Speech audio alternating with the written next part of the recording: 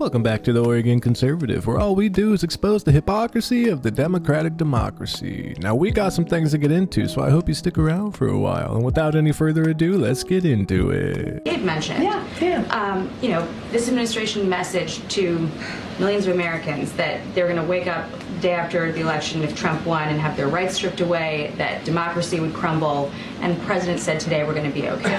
So how do you square that? I can square that. I'm going to square that in a way that hopefully makes sense, because I've been answering this question multiple times. The American people made the decision. There was an election 2 nights ago. There was. And it was a free and fair election. And we respect the election process. We do. And Americans spoke.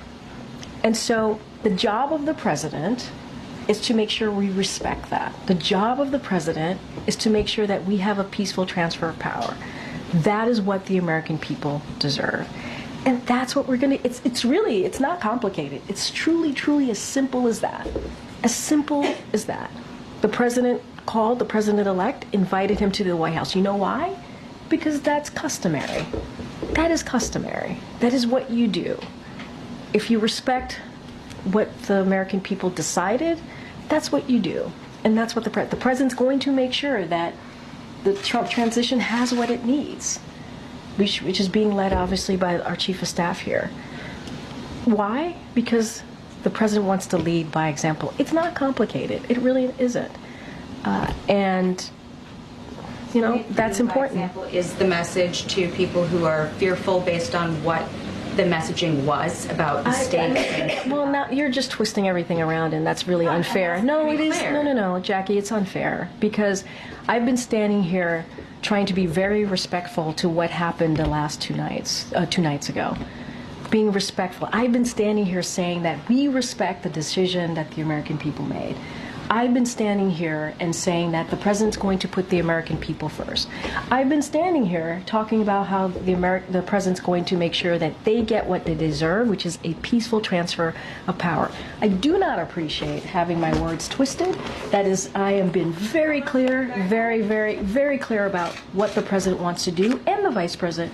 We want to make sure that we deliver for the American people. They deserve a peaceful transfer of power, and that's what you're going to see. Thanks, everybody. But to your point, there are people watching at home who might miss the part where you say, let's lower the temperature, and there are mentally unstable people who are attempting to kill political candidates, attempting to kill Donald Trump, and they are still hearing this White House refer to him as a threat. Is there no concern that people are taking that literally? We're using examples. We're not just saying that just to say it. January 6th, Peter. January 6th. Wait, January 6th. How many times do we have to? January 6th, 2021.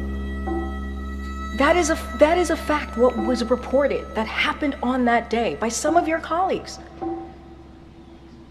I mean, and we have at the same time denounced political violence over and over, political rhetoric over and over again. Over and over again. January 6th, insurrection, he's an insurrectionist, blah, blah, blah, blah, blah. Hitler, fascist, Nazi, bigot. This is why people voted for Trump, because all they do is sit there and lie about him constantly. Even when the evidence, proof, and truth is there for everyone to see in broad daylight, they just lie. The entire time they're saying Trump is a threat to democracy. The very next day, if he gets voted in for president, the very next day, everyone's going to lose their rights. They're going to wake up slaves. They're going to wake up in a dictatorship. Are we in a dictatorship? Nope, we're not. Matter of fact, those same people are like, we called and congratulated Donald Trump on his election win, and we will have a peaceful transfer of power. Oh, so the dude almost got assassinated like twice because of your rhetoric for calling him Hitler. That guy, yeah, the guy that you say is Hitler and a threat to democracy, and that the world's going to end and America's going to fall if he gets voted in. That guy, you're just going to give a peaceful transfer of power, huh? Well, that's kind of funny, isn't it?